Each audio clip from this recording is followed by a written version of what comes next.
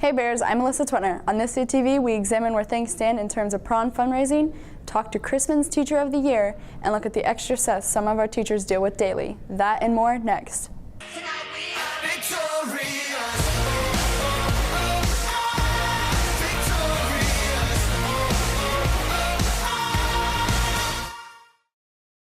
The Chrisman Lady Bears go for their second district title in a row tonight.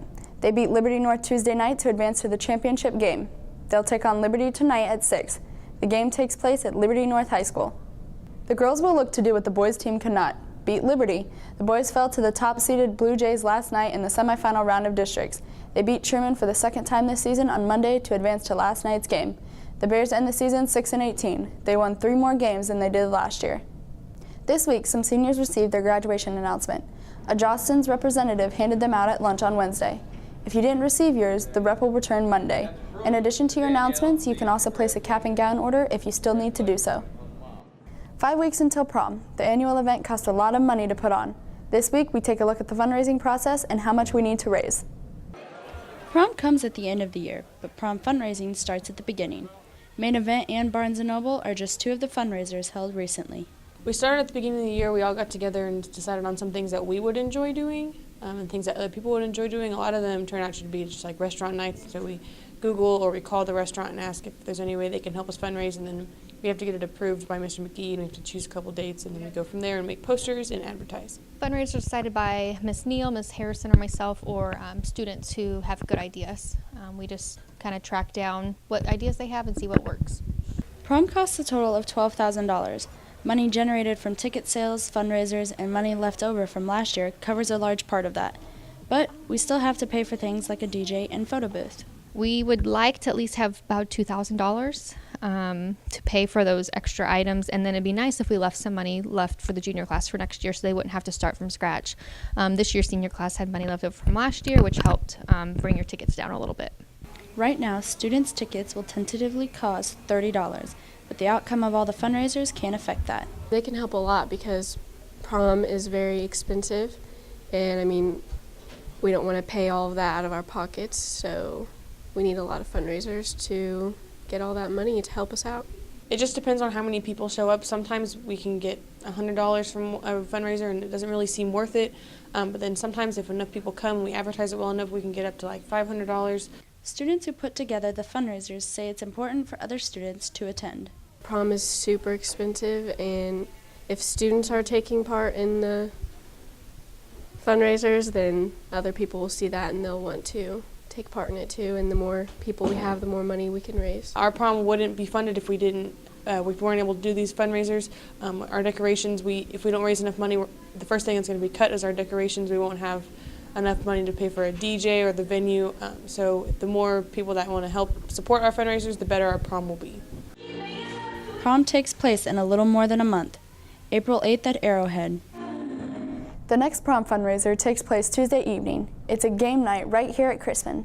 Come play board games, video games, and more. It only costs $3. A week ago, we learned who will lead Student Council next year. Students voted Faith Colbin as the new president. She'll take over for Allie Vaughn. Eli Martin, Gabby Webb, Vanessa Rodriguez, Paris Anderson, Malia Atagi, Tierra Lopez, and Cameron Holloman make up the rest of the board. Project Grad needs your help. Come out to 54th Street Grill and Bar Tuesday. Present this flyer to your server and 15% of your bill will go to Chrisman Project Grad. You can find a flyer in the front office. Right now, only one more college representative is scheduled to visit Chrisman. Someone from Lindenwood University will stop in on Monday morning. Make sure to sign up outside the counseling office if you want to go. One of the most popular teachers at Chrisman voted the best one as well. As CTV's Robert Young tells us, Mr. Grubb has mixed emotions about winning Teacher of the Year. Mr. Grubb has secured his spot for Teacher of the Year, but Mr. Grubb thinks he is not the most deserving of the award. I don't think I deserve it as much as other people, but they say the same thing about me. But Mr. Grubb says he is honored at the same time. I feel pretty humbled. It's a big honor. There's a lot of amazing people, and it feels pretty good to know that a lot of people value what I believe in and that I work really hard at what I do. The benefits of winning Teacher of the Year are pretty rewarding. Benefits. I think it puts social studies on the map because we had 3 nominees up there, and if you haven't heard, we have some of the most amazing teachers in this building. Students have strong feelings about Mr. Grubb winning. Definitely, he's a wonderful teacher. Students also tell us why Grubb deserves Teacher of the Year. I always look forward to my 6th hour with him because it's hard for me to stay focused in class, but he just made it so exciting. And he was always so hyped about it that I always focused and paid attention to that class. He definitely makes it engaging, even if we're just doing boring notes or whatever. So with how much he engages the students and how much work he puts into the lesson plans, I definitely think he should be a candidate and almost deserving of Teacher of the Year. And Grubb also believes he won because of one special thing. My hair. Congratulations, Mr. Grubb. I'm Robert Young, reporting for CTV. Going back to the house. If you need to make up some credits or just want to get ahead, summer school presents you one possible option. Enrollment begins a week from Monday. This year's Summer Success runs from May 30th to June 29th. The day is broken up into 2 sessions. Most of the classes will take place here at Chrisman, but a few will be held at Sherman and Van Horn. Go to isdschools.org and click on the Summer School tab to enroll. A heads up for ACE Club members. Turn in your volunteer hours before we leave for spring break. Ones turned in after the break will go toward next school year instead of this one. Check your email for more information. Less than 50 school days left in the school year. Both students and staff are slowly but surely working their way toward the finish line. As CTV's Lindsay Cornelius tells us, some staff are balancing more than others. Number 2, creating a graphic organizer to record these arguments. Having kids and working with kids. Both are their own joys and challenges. Mixing them both together can become very overwhelming. It's tough having kids and teaching at the same time. Both my wife and I work, and so it's not like there's one person whose job is just dealing with kids and the other person whose job is going out to work. We both work, we both deal with kids, so it can be a lot some days. Being specifically Chrisman staff, I don't think it is too stressful. I think being a full-time mom and a full-time employee is stressful in itself, and that would be anywhere that you work.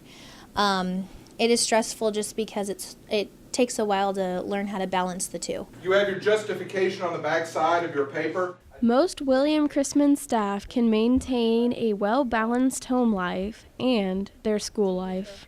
Daily routine after school, I leave. I probably get about 30-40 minutes hanging out at school trying to get school stuff ready for the next day. And then I go pick up my daughter at either my grandparents' house or my wife's grandparents' house.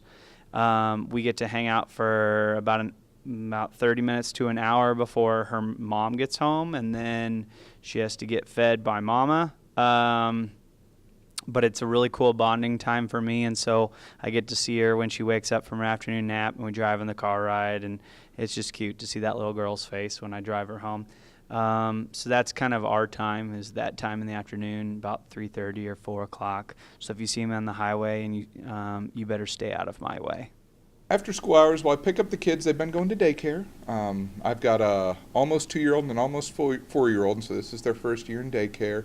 So I pick them up on my way home, and then we come home. We usually play a game or do a puzzle or something in the basement, and then it's dinner time, so we get home around 5:30, 4:35. And then I make dinner, and usually towards the end of dinner, that's when my wife gets home. So then we take a bath and we read stories. I've been reading stories to my oldest one, Marvel stories. He's a fan. And then it's bed. Do you have a chart in front of you? All say they like watching the young people in their life grow. Yes. As a human and as a woman, you need your own time as well. You need time to be with people, adult people. I would love to stay home with my kids. I've got one on the way, so I'm going to be home with my kids really soon. But there also comes a time that you want to have adult conversations and you want to be with people and kind of have a something at work that you can do. There are times when it is not worth balancing teaching and parenting. There are times in which this teacher who knows that his students know that I love my job. There are times in which I get annoyed that I have to miss out on something with my child to hang out with other people. In the end, I think it's going to be worth it because she knows that I'm passionate about it, and she knows that I worry about other people. And I think that teaching and parenting go very hand in hand, and a lot of teachers have those kids because we love just watching people grow and develop. One habit my 3-year-old, almost 4-year-old has gotten into is asking me, "What did you say?" after everything that I said, even when he heard me and I know he heard me. And so I do that for 7 hours a day here, and then I go home and do it for the rest of the day at home. So that has been a lot. Worth it, yes, but that has been a lot. We need to do the best we can to understand the concepts and then move on. I am Lindsay Cornelius reporting for CTV. That's it for this week, CTV. I'm Alyssa Twinner. We'll see you next time, Bears.